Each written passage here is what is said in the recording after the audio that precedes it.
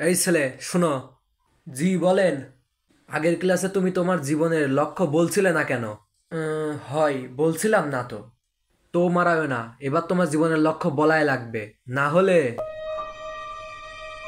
Sir, ও বলছি তো, ওটা আগে নামান। ওটা দেখলে আমার পিঠের ভিতর চুলকায়। ওকে, তাহলে এখনকার মতো নামালাম। তবে এবার বলো, জীবনের লক্ষ্য কি? বুঝছেন স্যার, অনেক ভাবলাম। ভাবছি বিদেশ যাব, কামলা দিতে। আরে না স্যার না, গাড়ি চালাতে, ড্রাইভিং করতে, ড্রাইভিং। ও, তাহলে ড্রাইভারই করতে। হুম হুম। স্যার, আপনি অমন করে বলছেন কেন? তো কেমন করে বলতে হবে শুনি? না না না, বাদ বাদ। এই, কি বাদ? বিদেশ যাওয়ার প্ল্যান বাদ। তাহলে কি করবা বলো, না হলে। আরে স্যার, আমি যাই করি, আপনারা তো মাথা ব্যথা কেন? এই মানে স্যার, বলছি তো, তাড়াতাড়ি বলো। তাহলে স্যার, ব্যবসা করলে কেমন হয়? অনেক বাজে হয়। কেন স্যার? ব্যবসা আপনার কি ক্ষতি করেছে?